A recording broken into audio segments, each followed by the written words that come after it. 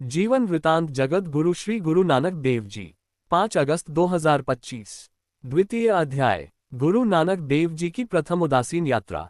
इस अध्याय में 63 कथाएं हैं जो उनके जीवन से ली गई है। हर रोज कथाएं क्रम अनुसार पोस्ट होगी। आज की कथा संख्या 34 पोस्ट हो रही है।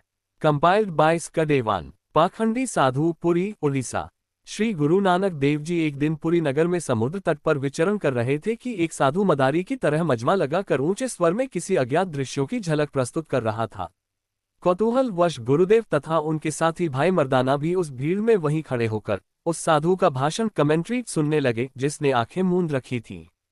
वह दर्शकों को बता रहा था कि उसने एक विशेष प्रकार की आत्मिक शक्ति प्राप्त की है, जिसके अंतर्गत उसे अंतर ध्यान होने पर सभी लोगों के यथार्थ दर्शन होते हैं, जिसको वह अपनी दिव्य दृष्टि से देखकर सुना सकता है। इस प्रकार वह इंद्रलोक, शिवलोक, विष्णुपुरी, ध्रुवपुरी इत्यादि की काल्पनिक कथाएं रच रचकर लोगों को सुनाता रहता था। लोग उसकी कथन शक्ति से प्रभावित होकर उसके सामने रखे लोटे में श्रद्धानुसार यथाशक्ति सिक्के डालते रहते थे।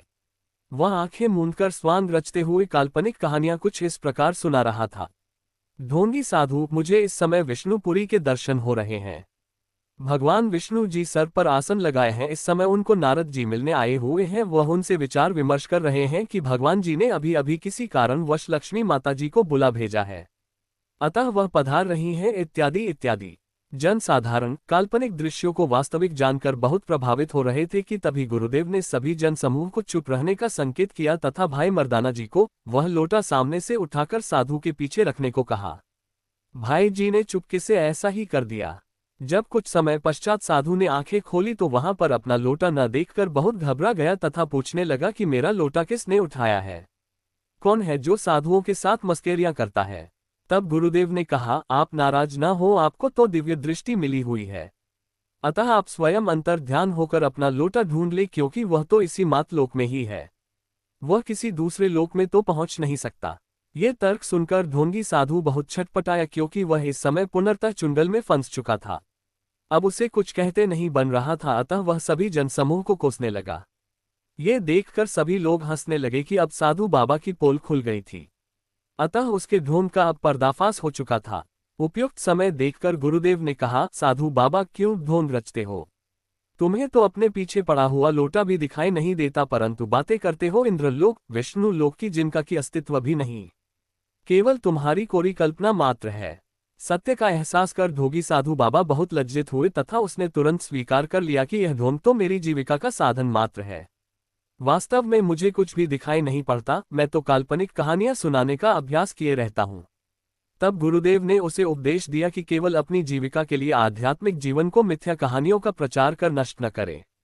ये तो दुगुना पाप है, क्योंकि जनसाधारण इनको सत्य मानकर भटक जाता है।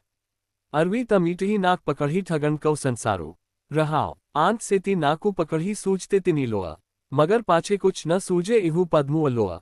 भावार्थ संक्षेप में, इस पद में गुरु साहिब दिखावा और दिखावटी साधुता की निंदा करते हैं। वे कहते हैं कि कुछ लोग योगी या फकीर बनकर बाहरी अंग संयम दिखाते हैं, जैसे नाक पकड़ना, आंखें मूंदना, राख लगाना, लेकिन अंदर से वे आध्यात्मिक रूप से अज्ञानी रह जाते हैं। ये सब संसार को ठगने का प्रयास है। सच्चा योग बाहरी कर्मकांड से नहीं, अंतर की समझ और प्रभु चिंतन से आता है। वाहे गुरु जी का खालसा, वाहे गुरु जी की फतेह। द्वितीय अध्याय प्रथम उदासी। अगले पाठ कथा 35। कलयुगी पंडा, पुरी, उड़ीसा। बोलो जयकारा बोल मेरे श्री गुरु महाराज जी की जय। Compiled by स्कडेवान।